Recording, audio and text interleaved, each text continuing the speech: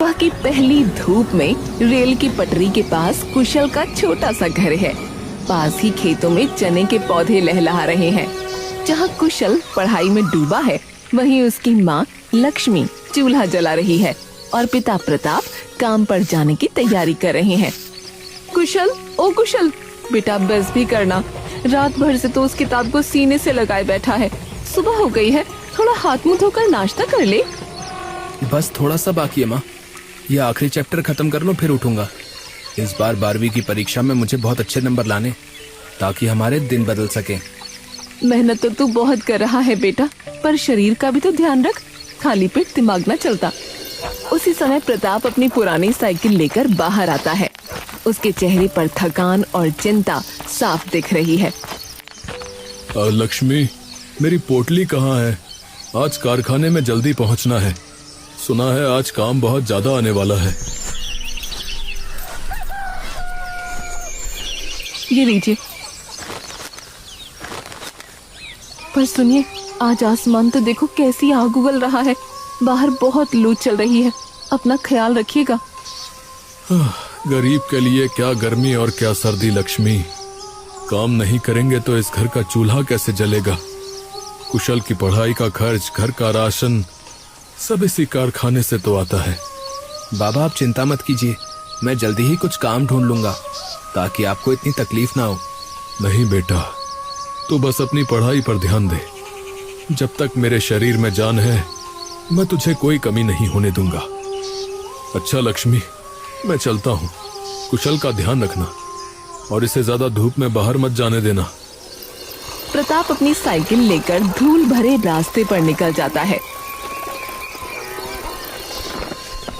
दोपहर की तपिश में कारखाने की मशीनों का शोर गूंज रहा है। पसीने से तरबतर प्रताप थकान और गर्मी बर्दाश्त नहीं कर पाता। अचानक उसकी आंखों के सामने अंधेरा छा जाता है और वो लड़खड़ाकर मशीन के पास गिर पड़ता है। अस्पताल में डॉक्टर प्रताप की रिपोर्ट चेक करते हैं। डॉक्टर साहब, मेरे पति कैसे हैं? वो कुछ बोल क्यों नहीं रहे? लक्ष्मी जी, प्रताप की जान तो बच गई, पर अब ये कभी भारी काम नहीं कर पाएंगे। इन्हें लंबे आराम की जरूरत है। लक्ष्मी और कुशल डॉक्टर की बात सुनकर सुन्न हो जाते हैं। तभी कारखाने का मैनेजर हाथ में एक लिफाफा लिए वार्ड में दाखिल होता है। नमस्ते डॉक्टर साहब। प्रताप भाई, अब कैसी तबीयत है आपकी? मैनेजर साहब, आप यहाँ? देखिए बहन जी, प्रताप ने सालों तक हमारी कंपनी के लिए अपनी जान लगा दी। आज जो इनके साथ हुआ, उनका हमें बहुत दुख है। कंपनी की तरफ से ये 40,000 रुपए का हिसाब है, ये रखिए इनके इलाज के लिए। साहब, क्या ठीक होने के बाद ये फिर से काम पर आ पाएंगे? माफ कीजिएगा, डॉक्टर ने कह दिया है कि ये भारी काम नहीं कर सकते और कारखाने में ऐसा कोई काम नहीं है जो बिना मेहनत के हो सके, तो आप लोग अपना ख्याल रखिएगा। मैनेजर वहाँ से चला जाता है। लक्ष्मी लिफाफा हाथ में लिए ठगा सा महसूस करती है। देखा लक्ष्मी, देखा तुमने, एक पल में उन्होंने कैसे पराया कर दिया। अब ये 40,000 रुपए तो दवाइयों और अस्पताल के बिल में ही खत्म हो जाएंगे। आगे का क्या होगा? हमारा घर, हमारा खाना, सब कैसे चलेगा? बाबा आप चिंता मत कीजिए, अब मैं संभालूंगा। कुशल की आंखों में अब दुख नहीं, बल्कि परिवार को बचाने की एक जिद है। 4 महीने बाद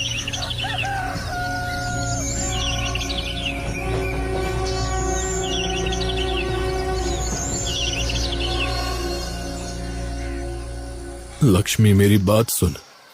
कंपनी ने हिसाब करके जो 40,000 रुपए दिए थे, अब क्या वो बचे हैं? नहीं, वो सब तो खर्च, टेस्ट और महंगी दवाइयों में ही खत्म हो गए। अब तो घर का राशन लाने के लिए भी पैसे नहीं बचे। हाँ, सब खत्म हो गया लक्ष्मी। अब इस घर का चूल्हा कैसे जलेगा? कुशल की पढ़ाई, उसका भविष्य, सब मेरी वजह से अंधेरे में चला गया। नहीं बाबा, आप ऐसा मत कहिए। आपने आज तक हमारे लिए अपना खून पसीना एक किया है। अब मेरी बारी है, आप बस चुपचाप आराम कीजिए। पर बेटा, तेरी पढ़ाई, तेरा सपना? माँ, पढ़ाई के साथ साथ मैं इस घर की जिम्मेदारी भी संभालूंगा। मैं वादा करता हूँ कि बाबा को दवाई और तुम्हें रोटी की कमी नहीं होने दूंगा। मैं आज से ही काम की तलाश शुरू करूंगा। कुशल की आंखों में एक नया संकल्प दिखाई देता है, जबकि लक्ष्मी असहाय होकर अपने पति की ओर देखती है। शाम ढल चुकी है। आंगन में बीमार प्रताप बेबस होकर खाट पर लेटा है और लक्ष्मी उदास बैठी खाली बर्तनों को देख रही है। घर में गहरा सन्नाटा है। तभी टहलते हुए कुशल के दिमाग में कुछ आता है और वो अचानक रुककर माँ के पास बैठ जाता है। माँ, मैंने बहुत सोच लिया है। हाथ पर हाथ धरे बैठने से भूख नहीं मिटेगी। हमारे खेत में जो चने और मसाले उगाए जाते हैं वो बहुत ही उम्दा और ताज़ा हैं। उन चनों का हम क्या करेंगे बेटा? घर में तो नमक खरीदने के भी पैसे कम पड़ रहे हैं। यही तो मैं कह रहा हूँ माँ, हमारी जमीन के चने और आपके हाथों का वो खास जादुई मसाला, अगर मैं इन्हें मिलाकर मसाला चना बनाऊं और स्टेशन पर जाकर बेचूं तो लोग जरूर खरीदेंगे। क्या तू स्टेशन पर जाकर चिल्ला चिल्ला कर चना बेचेगा? नहीं बेटा, तू अभी बहुत छोटा है, तेरी पढ़ने की उम्र है, लोग क्या कहेंगे? माँ, जब घर में रोटी नहीं होती ना तो लोगों की बातें पेट नहीं भरती।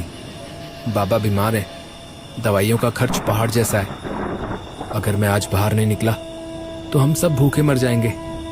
आप बस अपने हाथों से वो खास मसाला तैयार कर दो ना। लेकिन तेरी 12वीं की परीक्षा, तेरा साल बर्बाद हो जाएगा कुशल। नहीं होगा माँ, मैंने सब तय कर लिया है। मैं सुबह जल्दी उठकर चने तैयार करूंगा, दिन भर स्टेशन और ट्रेनों में उन्हें बेचूंगा, फिर शाम को घर आकर रात के सन्नाटे में अपनी पढ़ाई करूंगा। थकावट होगी पर हार नहीं मानूंगा। अब लक्ष्मी, उसे जाने दो। मेरा बेटा समय से पहले बड़ा हो गया है। कुशल, अपनी हिम्मत कभी मत हारना बेटा। आप बस आशीर्वाद दीजिए बाबा। कल सुबह की पहली ट्रेन के साथ मेरा काम शुरू होगा। हम फिर से अपने पैरों पर खड़े होंगे। चांद की हल्की रोशनी में माँ और बेटा एक दूसरे की ओर देखते हैं। लक्ष्मी भारी मन से चने भिगोने चली जाती है। कुशल के चेहरे पर अब मासूमियत नहीं बल्कि एक योद्धा की गंभीरता है।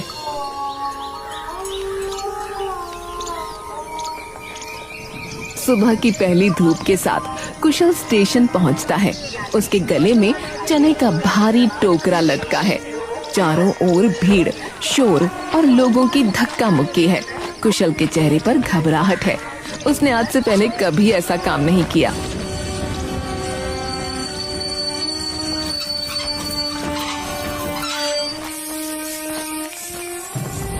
गरम चना, मसाला चना, ताजा और चटपटा चना, एक बार खाकर देखिए साहब, घर के मसालों से बना है।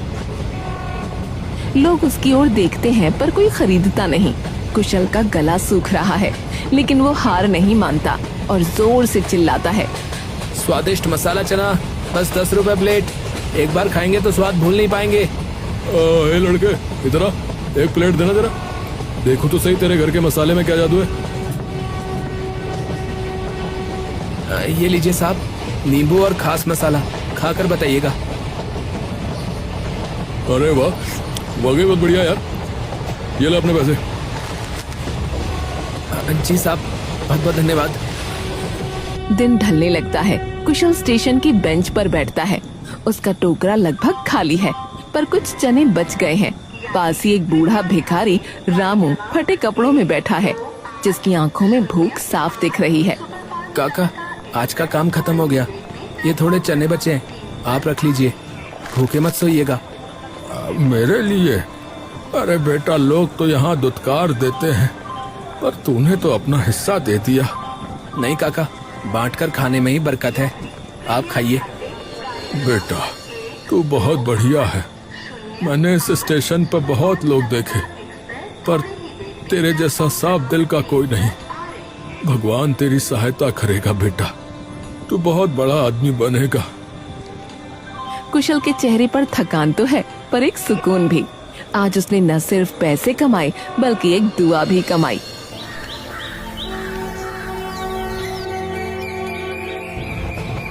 कुशल अपनी टोकरी लेकर मेहनत से एक एक यात्री को चना बेच रहा था। तभी मोती बासी समोसे लेकर घुसा। वो देखता है कि ज्यादातर यात्री कुशल से ही चना खरीद रहे हैं। जोगरे, हट यहाँ से, ये बोगी मेरी है। यहाँ मैं सालों से बेच रहा हूँ। तू कहाँ से नया उस्ताद बन गया? मोती भाई ट्रेन तो सबकी है, मैं अपना काम कर रहा हूँ, आप अपना कीजिए। जवान लड़ाता है? तेरे जैसे कल के आया लड़के की वजह से मेरी बोनी नहीं हो रही। इसी वक्त यहाँ से दबा हो जा, वरना ठीक नहीं होगा। अरे भाई झगड़ा क्यों कर रहे हो?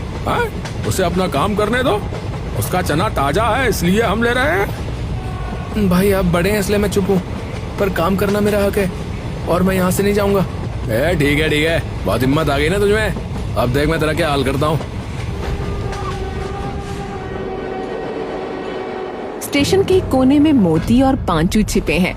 मोती कुशल की तरक्की से जलता है क्योंकि लोग उसके बासी खाने की बजाय कुशल के ताजा चने पसंद करते हैं। दोनों शातिर दिमाग अब उसे फंसाने की ताक में हैं। देख रहा है पांचू, इस कल के आया छोकरे ने आसमान सिर पे उठा रखा है। जब से ये आया मेरी टोकरी की तरफ कोई मुड़ के भी नहीं देख रहा है। ये नया लड़का हमारे बरसों की कमाई खा रहा भाई। शांत हो जा भाई मोती, शांत हो जा, शांत। मेहनत करने वालों को सीधा रास्ता बहुत भारी पड़ता है, समझे? और सुन, हमारे पास तो टेढ़े रास्ते बहुत हैं। अबे यार मुझे कोई रास्ता वास्ता नहीं चाहिए। मुझे ये लड़का स्टेशन से बाहर चाहिए। इसकी शक्ल ही गंदी है भाई। अगर ये कुछ दिन और यहाँ टिका रहा ना तो मुझे अपनी टोकरी बेचकर भीख मांगनी पड़ेगी, समझा? इसका कुछ पक्का इंतजाम करना होगा। भाई इंतजाम हो गया भाई। देख कल जब ये ट्रेन का इंतजार करेगा ना और भीड़ बढ़ेगी तब मैं अपनी कलाकारी दिखाऊं, समझा? मैं भीड़ का फायदा उठा के किसी अमीर यात्री का महंगा फोन इसके चने के झोले में चुपके से डाल दूंगा। और फिर क्या होगा? फिर क्या होगा भाई? फिर क्या होगा? अबे फिर क्या होगा लगा रखी है। अबे जैसे ही फोन गायब होने का शोर मचेगा तो तू जोर जोर से चिल्लाना शुरू कर देना। हम पुलिस को बुलाकर इसका बैग चेक करवाएंगे और क्या करेंगे, रंगे हाथों पकड़ा जाएगा ना तो कोई ना इसकी सफाई सुनेगा और ना कोई इसकी ईमानदारी पे यकीन करेगा, समझा? भाई बाचू, भाई क्या चाल चली भाई तूने? पुलिस की लाठी और बदनामी, ये दोनों चीजें इस लड़के का ऐसा हाल करेंगी कि ये फिर कभी स्टेशन की सीढ़ियां चढ़ने की हिम्मत नहीं करेगा भाई। भाई सही है, कल इसका आखिरी दिन होगा। भाई तैयार है मोती भाई, कल स्टेशन पे तमाशा बड़ा होने वाला है, देख लियो। दोनों अपनी इस काली योजना पर हंसने लगते हैं, जबकि बेखबर कुशल दूर खड़ा अपने परिवार के बेहतर भविष्य के सपने बुन रहा है। साजिश का जाल बिछ चुका है।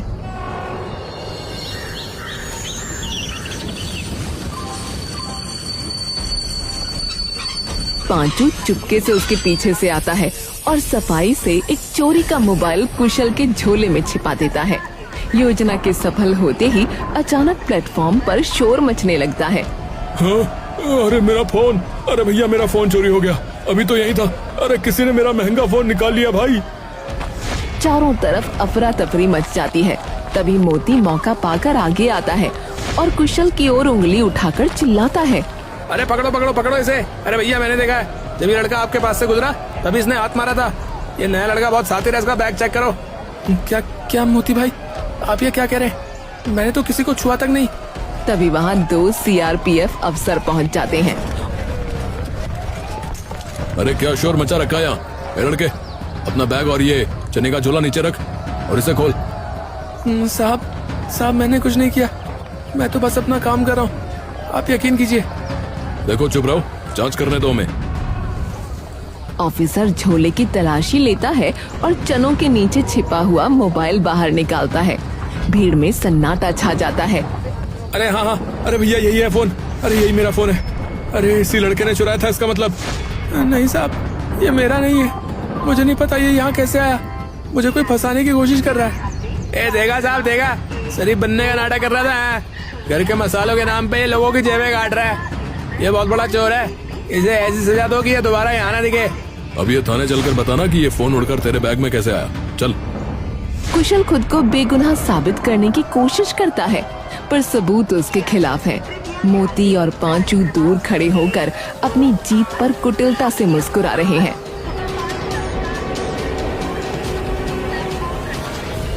प्लेटफॉर्म पर सन्नाटा छा गया है। कुशल घुटनों के बल बैठा रो रहा है, जबकि सीआरपीएफ अफसर उसे ले जाने की तैयारी कर रहे हैं। मोती और पांचू अपनी जीत का जश्न मना रहे हैं। तभी भीड़ को चीरते हुए बूढ़ा रामू चिल्लाता हुआ दौड़कर आता है।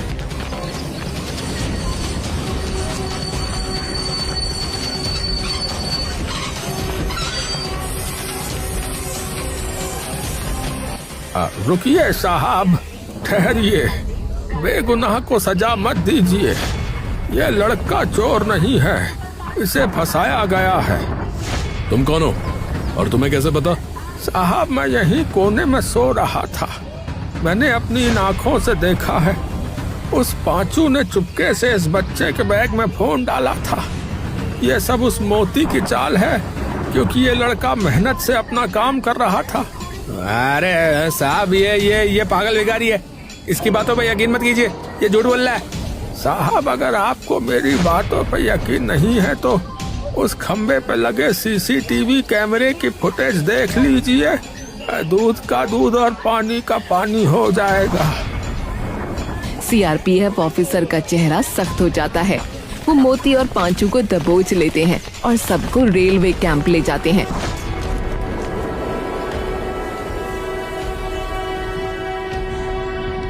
कैंप के भीतर सन्नाटा है। स्क्रीन पर फुटेज चलती है। साफ दिखता है कि पांचू ने कैसे फोन डाला और मोती ने कैसे शोर मचाया। अच्छा, तो ये चाल थी तुम्हारी, एक मासूम को जेल भेजने की साजिश कर रहे थे। तुम जैसे लोगों की वजह से स्टेशन बदनाम है। चलो अब जेल की हवा खाओ, चलो। सिपाही मोती और पांचू को खींचते हुए ले जाते हैं।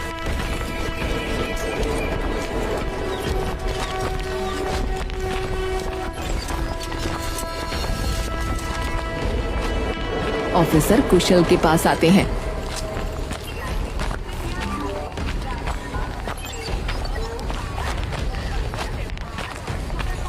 माफ करना बेटा, हमने तुम पर शक किया। तुम बहुत बहादुर हो, अपना काम जारी रखो। धन्यवाद रामू काका, आज अगर आप नहीं होते तो मेरा और मेरे बीमार बाबा का क्या होता? मेरी पढ़ाई, मेरा सपना सब खत्म हो जाता। बेटा, तूने मुझे बिना किसी स्वार्थ के खाना खिलाया था। नेक दिल वालों का साथ भगवान कभी नहीं छोड़ता बेटा। तू बस अपनी मेहनत जारी रख, तू जरूर कामयाब होगा।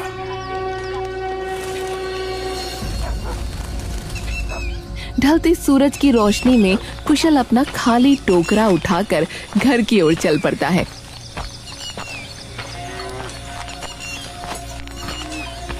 आज उसकी जेब में पैसे कम हैं, लेकिन उसकी आंखों में भविष्य की उम्मीद और सच्चाई की चमक बहुत ज्यादा है।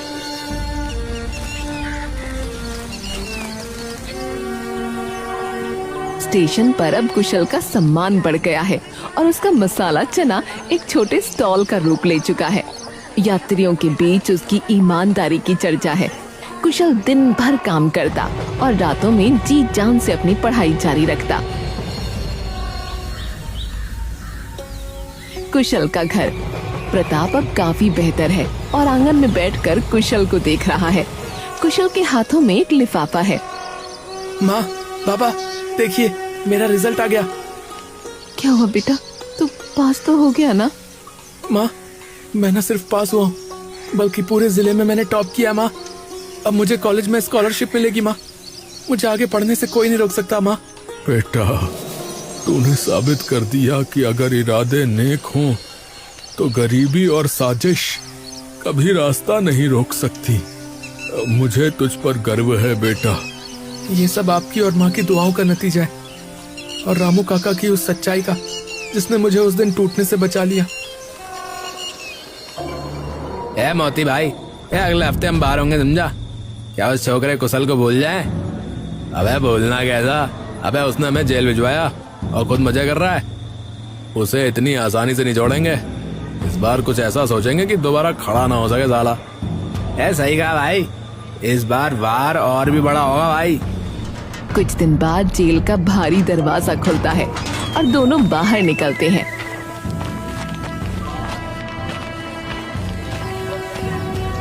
उनकी आंखों में बदले की आग साफ दिख रही है।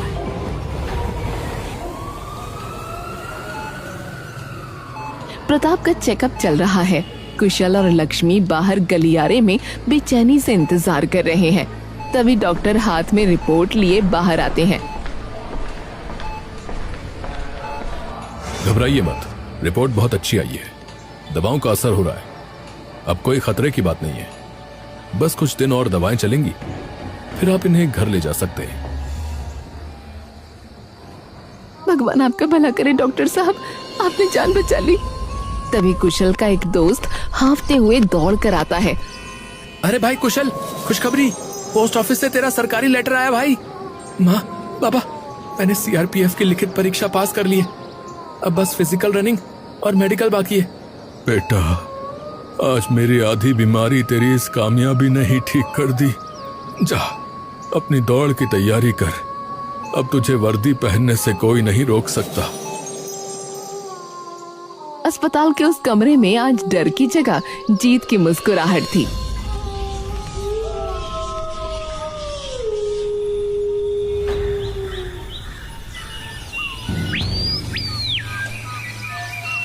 फिजिकल रनिंग का दिन है।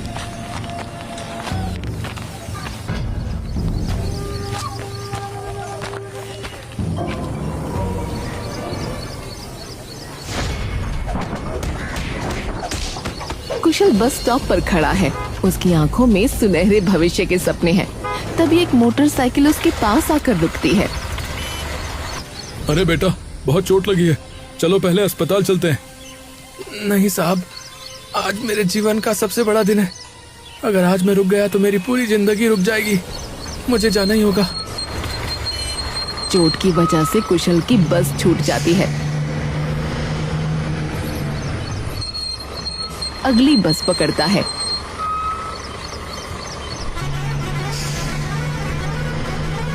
और जब कैंप पहुंचता है तो बहुत देर हो चुकी होती है। लड़के, तुम बहुत देर से आए हो और तुम्हारी हालत भी बहुत खराब है। इस चोट के साथ तुम दौड़ नहीं पाओगे। यहाँ से वापस जाओ। साहब, रास्ते में मुझ पर हमला हो गया, मेरी बस छूट गई। लेकिन ये सिर्फ एक दौड़ नहीं, मेरे बीमार पिताजी और मेरी माता की उम्मीद है। मुझे बस एक मौका दीजिए साहब। मैं मरने को तैयार हूं पर हारने को नहीं। ऑफिसर उसकी हिम्मत देखकर पिघल जाते हैं और उसे लाइन में खड़े होने की इजाजत दे देते हैं। पैर का दर्द बढ़ा है या माँ के आंसू? नहीं कुशल, भाग, अपने सपनों के लिए भाग। रनिंग ट्रैक, सीटी बजती है। दर्द से चेहरा लाल है, पैर जवाब दे रहे हैं, लेकिन कुशल अपनी पूरी ताकत झोंक देता है और आखिरी सेकंड में फिनिशिंग लाइन पार कर लेता है। वो गिर पड़ता है, लेकिन उसके चेहरे पर जीत की मुस्कान है। वो पास हो गया है। समय का पहिया घूम चुका है। वही स्टेशन, वही शोर, लेकिन आज कुछ बदला हुआ है।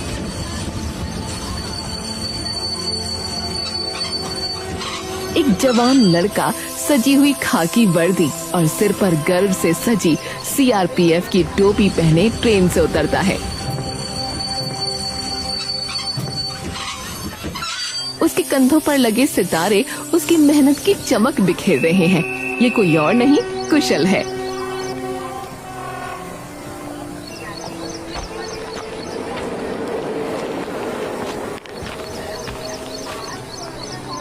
काका, क्या आपने मुझे पहचाना?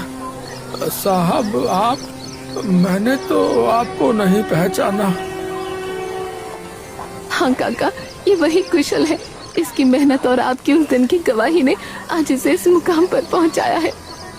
आज मेरा बेटा इसी स्टेशन का इंचार्ज बनकर आया है जहां कभी इसे चोर कहा गया था। आज मेरी बीमारी और गरीबी की सारी हार जीत में बदल गई। काका, बाबा, उस दिन जब पुलिस मुझे ले जा रही थी तब मैंने कसम खाई थी कि एक दिन इसी वर्दी में लौटूंगा। अब इस स्टेशन पर किसी गरीब की मेहनत का अपमान नहीं होगा। कुशल बेटा, तू सच में ऑफिसर बन गया। मेरी आंखें धन्य हो गईं तुझे इस वर्दी में देखकर। तभी वहाँ के वर्तमान पुलिस कर्मी कुशल को सल्यूट करते हैं।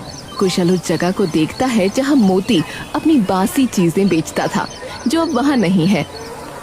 काका, आज मेरी ड्यूटी इसी स्टेशन पर लगी है। अब यहाँ किसी गरीब और ईमानदार इंसान के साथ अन्याय नहीं होगा। ये वर्दी सिर्फ पद नहीं, उन सब की उम्मीद है जो मेहनत करना जानते हैं। चल बेटा, घर चल। तेरी पसंद का वही मसाला चना बनाया है, पर आज जीत की खुशी के साथ खाएंगे। जिस स्टेशन पर कुशल ने कभी इल्जाम झेला था, आज उसी स्टेशन की सुरक्षा की जिम्मेदारी उसके कंधों पर है। कुशल ने साबित कर दिया कि संघर्ष कितना भी बड़ा हो, अगर इरादे नेक हो तो मंजिल जरूर मिलती है। ईमानदारी का रास्ता थोड़ा मुश्किल जरूर होता है, पर इसकी मंजिल बहुत खूबसूरत होती है। कभी हार मत मानिए, क्योंकि आपकी सच्चाई ही आपकी सबसे बड़ी जीत है।